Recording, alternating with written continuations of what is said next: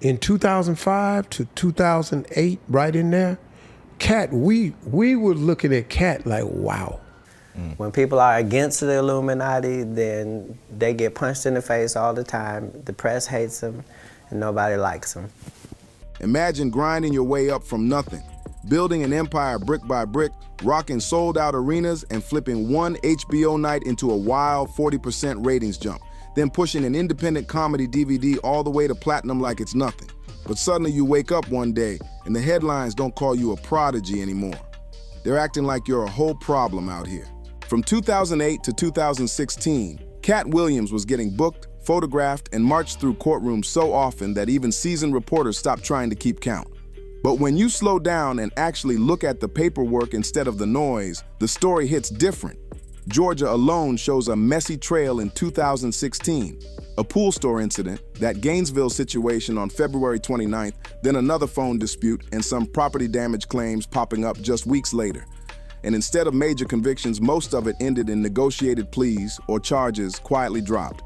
And when you stack that next to at least 11 civil assault suits filed since 2008, bar fights, entourage run-ins, accusations of threats, it stops looking like one man spiraling and starts looking like a whole system ready to paint him as a walking headline every chance they got. Turn it down. And you're yes, big in prison. I've never been to prison. You have 19 felonies, times. no convictions. Yeah, Knock it off. Prison and jail aren't the same. No.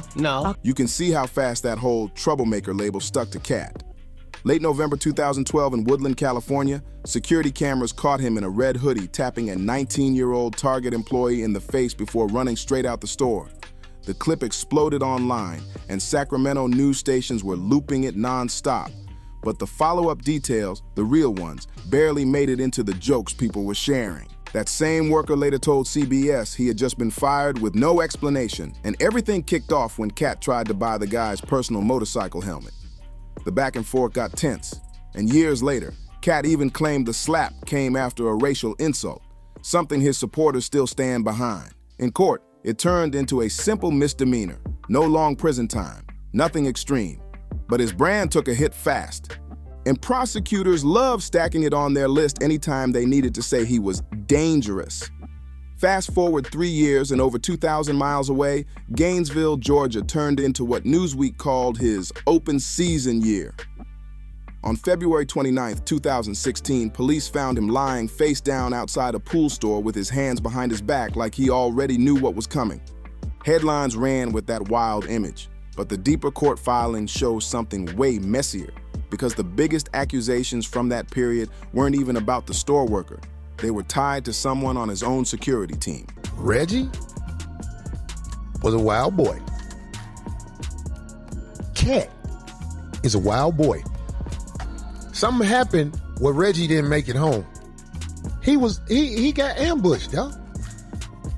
Oh, I know that. Hall County officials said everything kicked off in early March 2016 when Katt's bodyguard, Corey Dixon, told deputies he got dragged into a garage, hit with a bat by some associates, and threatened after refusing what he called an illegal request. Authorities claim Katt was right there issuing threats, and that a search at his home near Atlanta turned up a large amount of a green substance plus multiple firearms. Suddenly, the headlines were screaming about extra charges: weapons, substances, aggravated assault, terroristic threats, false imprisonment, the whole stack. National outlets ran with a wild picture of a superstar holding his own employee hostage behind gates. But when you follow the case past the shock factor, it shrinks fast. Months later, deals were made, charges narrowed, and by December 2016, he was banned from Hall and Dawson counties, ordered to pay restitution, and hit with community service instead of the long sentence people swore was coming. To understand how this type of story kept repeating, you gotta rewind to November 9th, 2008. Atlanta police rushed to a fancy steakhouse just hours after Katt left the Fox Theater. A businessman named Marion Powers claimed Katt hit him with a bottle and sent him to the hospital, filing a lawsuit for millions. But 5 people inside said the businessman approached Katt first, insulted him, mentioned his family, and stepped into his space before anything got heated. And just like many of Katt's cases, the lawsuit ended quietly.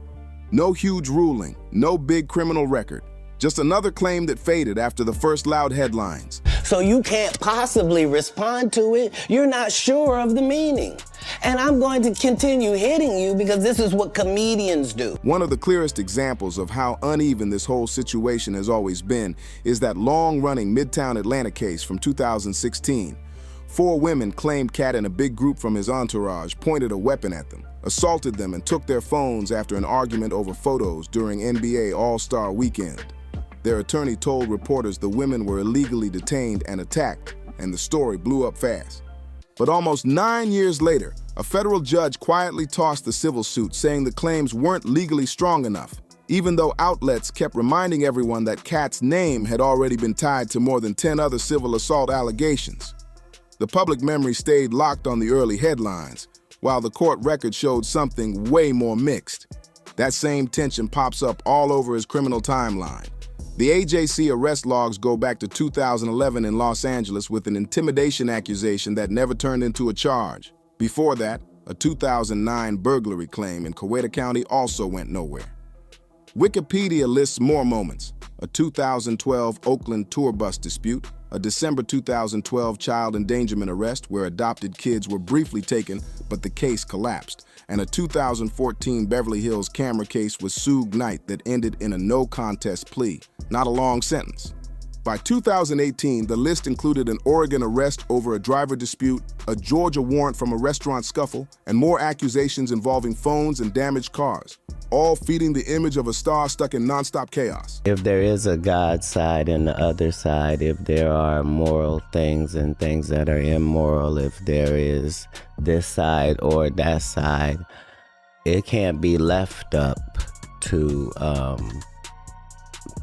thought process. I'm an enforcer on this side. When Newsweek circled back to Katt's record in March 2024, the tone finally shifted a little. Instead of calling him some non-stop menace, they painted him as a performer who got arrested 4 times in 6 months back in 2016, but still managed to beat or soften most of those charges and pull off one of comedy's wildest comebacks. They pointed straight to his 2018 Netflix special Great America and his Emmy-winning role on Atlanta as proof that the industry never fully shut the door on him. Even while courts in Georgia were debating bans and restitution, you could see that same split in his money life. In 2020, Fox LA said a judge ordered him to pay more than $200,000 in a civil assault case involving a woman who said she was attacked at a party. But by 2024, touring had pushed his estimated net worth right back into 8-figure territory. So the real question becomes this: are all these cases the fallout of one unpredictable man making risky choices, or is he a high-value target getting dragged into every fight within arm's reach of his name?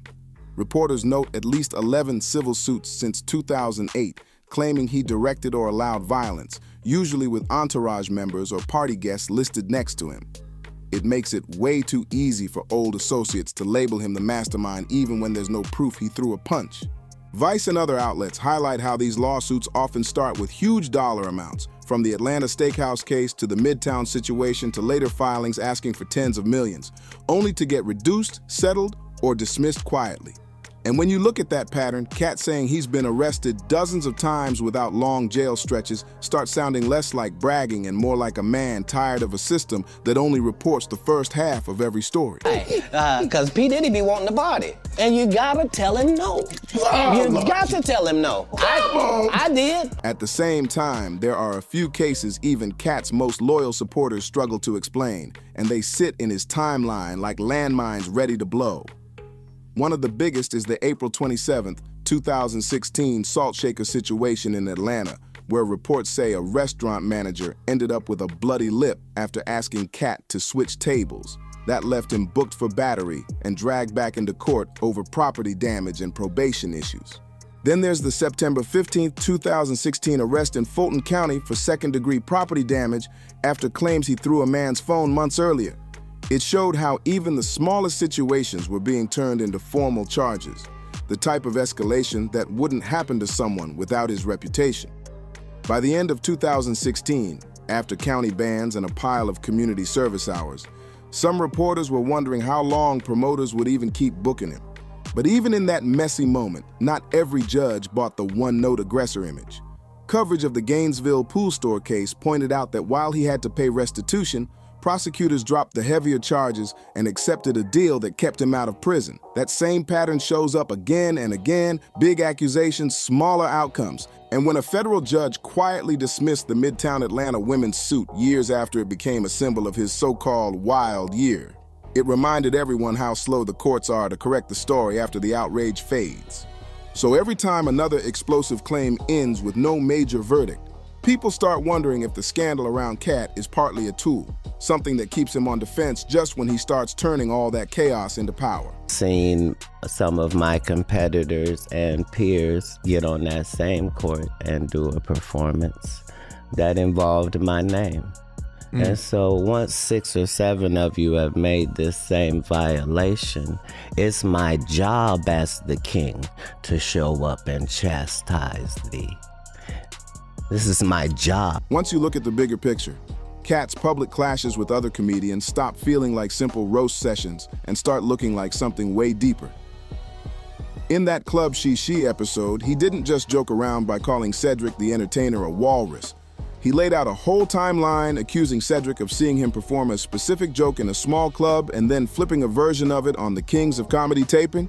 Cedric pushed back hard, calling Katt's claim revisionist history and saying the bit was his, but he never took it to court, never asked for damages, nothing. And when Katt accused Steve Harvey of shaping his TV persona after Mark Curry's Mr. Cooper style, Steve answered with a sermon about ignoring haters and quoting scripture about enemies at the table. But again, no lawsuit, no discovery, no sworn statements, nothing. He got there early and he was on the radio station talking about, I'm gonna destroy Steve Harvey. And I'm going, wait, we're doing comedy. You know, we're not rappers, this ain't a beef. This pattern is impossible to ignore. Katt goes on camera, drops real names, breaks down specific behaviors, and the people he calls out always answer the same way. Coded posts, slick interviews about jealousy, and think pieces about respect. What we never see is someone filing a defamation case under oath, and if everything he said was pure fantasy, stolen jokes, sabotage careers, behind-the-scenes alliances, why has no one marched into a courtroom and said, prove it? Instead, we watch something else unfold. Cedric, Steve Harvey, and Ricky Smiley show up on each other's platforms, forming a quiet counter-squad, downplaying Katt's success and hinting he's bitter or unstable, all while staying far away from any legal arena where lying costs real money. Meanwhile, some people actually appreciated the shots he fired. Bernie Mac's daughter, Janice McCullough, went online after that interview and thanked Katt for speaking what she believed was the truth about how her father was treated. She said she watched people suddenly praise Bernie after he passed, but Katt's words matched what she heard at home. That matters. While some comedians slammed Katt for breaking the unspoken "don't expose the system" rule, the family of the man he defended stood with him. It fits another pattern insiders talk about. The folks who benefited from the game resent him, and the ones who got chewed up by it see him as the only one bold enough to say out loud what everybody whispers backstage. Baltimore comedian Reggie Carroll has been shot in Mississippi. He was 52. Reggie Carroll was fondly known as the knockout king of comedy, was reportedly shot last week. The alleged shooting incident took place in South Haven. But the story turns way darker once we step out of the studio and onto Burton Lane in South Haven, Mississippi. In late August 2024, comedian Reggie Carroll, a seasoned road performer who hit clubs nationwide, appeared on Showtime at the Apollo and even worked alongside Monique, was shot outside a house that local records linked to Katt's business interests.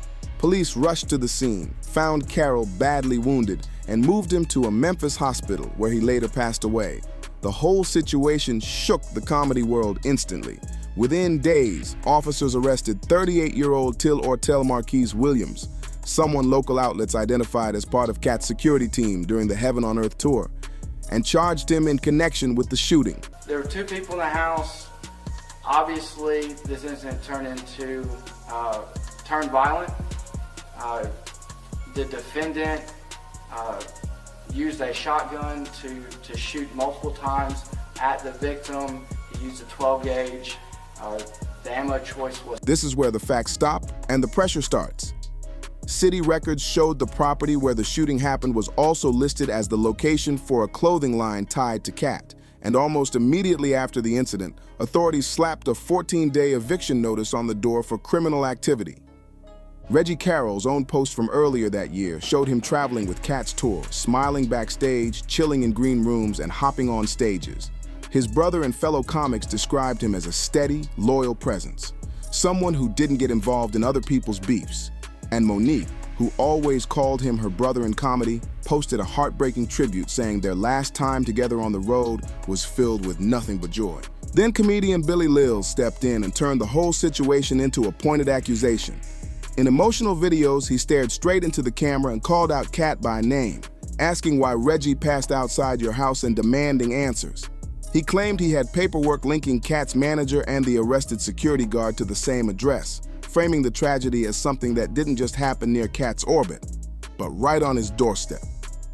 Billy repeated that Katt branded himself as the truth teller, the one who exposes everybody else's darkness, and said, if 2024 was really his year of truth, that truth needed to include what went down on Burton Lane. We're here today to talk about the shooting of Reggie Carroll. I understand in the last 7 days there's been a lot of questions and public inquiry and obvious interest for a number of reasons. Law enforcement hasn't connected Katt to any wrongdoing in this case. Not publicly, not quietly, not at all. Their statements only focus on the suspect, the location, and the ongoing investigation. No charges point toward Katt, no warrant hints he ordered anything, and nothing suggests he approved what happened. But in the court of public perception, the headlines play a whole different game. They drop Katt's name in the same breath as the security guard and the slaying, link his brand to that eviction notice, and let the algorithm run wild. Suddenly, a personal tragedy for Reggie Carroll's family turns into another Katt Williams scandal, whether the facts support it or not. And just like that, another piece gets added to the mosaic that paints him as dangerous, volatile, cursed, even when the paperwork says otherwise. With a real gun in my real face on real camera, understand I'm losing my life. When you line all of this up with Katt's earlier warnings about comedians being left unprotected, the whole thing feels unsettling. He once explained that after the Wanda Smith radio incident, her husband came at him with a weapon in an Atlanta parking lot. And because he refused to press charges, he believed it sent the message that comedians were open targets. In his mind, choosing not to rely on the system only made some people bolder. And now, years later, a fellow comic ends up shot outside a property tied to his tour, allegedly by someone whose job was supposed to protect performers, not harm them. Fans online are asking whether the chaos around him has finally slipped beyond his control or if something even darker is moving behind the scenes. Because here's the real question. Are we watching one man's life spiral or a coordinated effort to make him too radioactive for anyone to trust? In Hollywood, the biggest crime isn't breaking the rules. It's forcing the people who wrote them to answer real questions on camera. So what do you think? Is Katt a reckless instigator paying the price, or a rare truth teller getting boxed in? Drop your thoughts in the comments. Hit like, share, and subscribe. And we'll see you in the next deep dive.